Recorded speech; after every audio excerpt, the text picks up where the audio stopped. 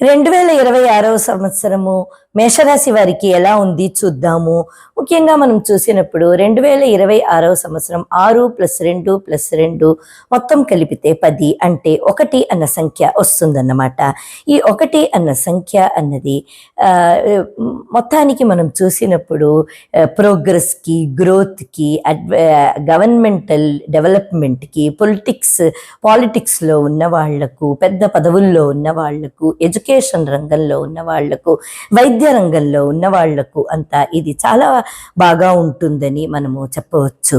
కాకపోతే కొంచెము construction and real estate ఉన్న వాళ్లకు మాత్రం కొంచెం ఫ్లక్చువేషన్స్ అన్నది ఈ సంవత్సరం ఉంటుంది. ఇప్పుడు మనము జోడియాక్ వారీగా ఎలా ఉంది అన్నది చూద్దాం.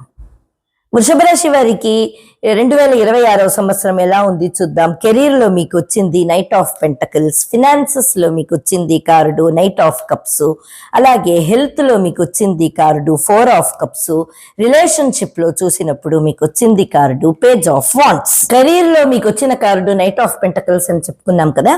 ఈ నైట్ ఆఫ్ పెంటకల్స్ ఏమంటుంది అంటే మీరు అయిపోతుంది అన్న పనులు కాకపోవడం, కెరీర్లో మందకోడిగా ఉండడం, హైక్ రావాలనుకుంటే, లేకపోతే వేతనం సరిగ్గా లేదు, వేరే జాబ్ చూద్దాం అనుకుంటే ఏది కూడా కొంచెం నిదానంగానే అవుతుంది. మీ మనసులో ఉన్న వేగాన్ని బట్టి పనులు కాకపోవచ్చు, కాబట్టి కొంచెం మీరు ఓపిక్గా ఉండాలన్నమాట.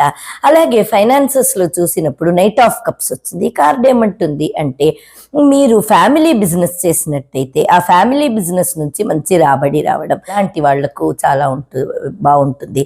మీరు మీ ఫ్యామిలీ స్పౌస్తో కలిసి బిజినెస్ చేయాలని మీరు చాలా రోజుల నుంచి ప్రయత్నిస్తున్నారు, కానీ ఏదో ఒకటి వస్తుంది కాకపోతుంది అంటే ఇప్పుడు అయిపోతుంది అన్నమాట. అలాంటి ఒక ఎనర్జీస్.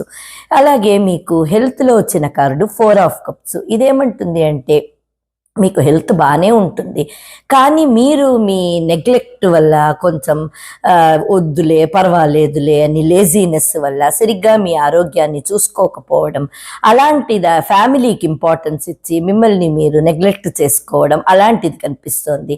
దానివల్ల కొంచెం లైఫ్ స్టైల్ మాడిఫికేషన్ లేకపోవడం వల్ల హెల్త్ కొంచెం ఎఫెక్ట్ అయ్యే అవకాశం ఉందన్నమాట.